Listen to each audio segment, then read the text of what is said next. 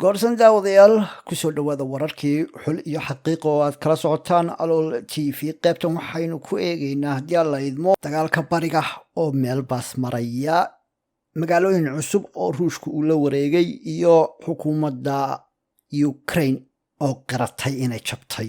taariikhdu waa 20 juun 2022 ducay qabayaan marka leh soo dhowaada ciidamada ruushka ayaa qabsaday dhul ku taadsan webiga jiida hore ee bariga Ukraine waxaana madaxweyne Volodymyr Zelensky uu saadaaliyay in Moscow ay sii wadi doonto weerarada ka hor shir madaxeedka hogaamiyayaasha Yurub ee la filaya inay soo dhoweeyaan isku dayga Kiev ee ku biirista midowga Yurub kooxda gooni ugoosadka ah ee Moscow ayaa sheegtay inay qabsadeen Toshkvik oo ah magaalo ku taal daanta galbeed ee inta badan Ukraine ay haystaan uu marana webiga Safiya-Donetsk koonfurta Safiya-Donetsk magaalada dagaalka ba'ani uu ka socday taas oo noqotay magaalada ugu weyn ee dagaalka toddobaadyadii lasoo dhaafay laysku mari waayey Ukraine ayaa qiratay in Moscow ay guulo ka gaartay Toshkvika waxayna sheegtay in ruushku isku dayayo in uu cagta saaro halkaasi ay horumar ugu sameeyaan ciidamada ballaadhan ee Ukraine ee gobolka bariga waxa ay sidoo kale xaqiijiyeen sheegashada ruushka ee ah in Metyolkin ay ku qabsadeen duleedka bari ee Safiya-Donetsk sida cad usbuucan waa inaan ka filnaa ruushka xoojinta howlaheeda cadowtinimada ayuu yidhi Zelensky mar uu kasoo dhex muuqday muuqaal la soo geliyey baraha bulshada Moscow ayaa dhankeeda waxay cambaaraysay go-aanka xubinta ka ah midowda Yurub ee Lithuania ee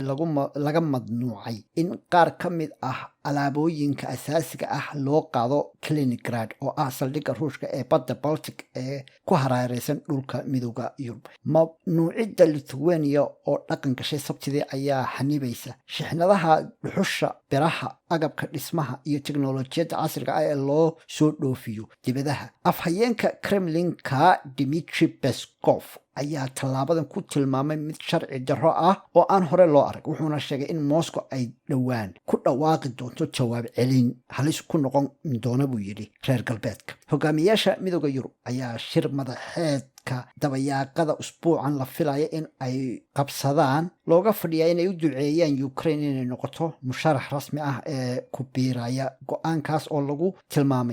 tilmaami doono guul ka dhici doonta Kiev inkasta oo ay sanado ku qaadanaysay Ukraine inay soo gasho midowda Yurub haddii ay midowga si qoto dheer u gaadhaan wadnaha midowga Soofiyeed ee hore waxay keenaysaa mid ka mid ah isbedelada dhaqaale iyo bulsho ee ugu weyn Yurub tan iyo dagaalkii qabooba Ukraine ayaa codsatay inay ku biirto 4 maalmood kadib markii madaxweyne ruushka Vladimir Putin uu amar ku bixiyay in ciidamadiisu ay u gudbaan gudaha Ukraine bishii February ee sanadkan 2022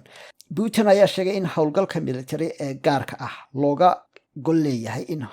in hubka dhigis lagu sameeyo deriskooda ruushku uu arkayo khatar iyo in lagu ilaaliyo dadka ku hadla uu yidhi afka ruushka ee halkaas ku nool Kiev waxa uu aaminsan yahay in Moscow ujeedadeedu tahay in ay dib u soo celiso xukunka Ukraine oo ay tirtirto aqoonsiga qaran ee Kiev tallaabadan ugu xooga badneed ee ay soo jeedisay Kiev si loo dhaqan geliyo nasasho dhaqameed lala galo Moscow baarlamaanka Ukraine ayaa ansixiyay sharciyo mamnuucaya daabacaadda buugaagta ama baahinta guud ee muusiga ee muwaadiniinta ruushka ka dambeeya ciidamada ruushka ayaa looga itaal roonaaday weerar ay ku qaadeen caasimadda Kiev bishii 3 ee sanadkan balse tan iyo xilligaas waxa ay bilaabeen weeraro cusub oo ay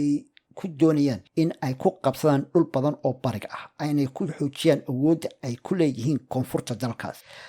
dagaalku waxa uu toddobaadyadii lasoo dhaafay galay marxalad qallafsan iyada oo ay ciidamada ruushku ay awoodooda madaafiicda ah isugu geeyeen ciidamada Ukrainiyiinta ee Donbasska jooga oo ay Moscow ku doodayso gooni goosad dagaalka intiisa badan ayaa ka dhacaya beeraha webiga Safiya-Donetsk wakaaladda wararka ee ruushka taas ayaa ka soo xigatay Vitali Kazelev oo ah kaaliyaha wasiirka arrimaha gudaha ee maamulka gooni goosadka ah ee Jamhuuriyadda Luhansk oo ah ta ruushku aqoonsiga siiyey, isagoo sheegay in maanta oo isniin ah magaalada toshefiska ay la wareegeen. waayahay daawadayaal, inta kulanka xiga aynu ku kulmi doono gebi ahaanba waxaanu idinkaga tegaynaa maana allah.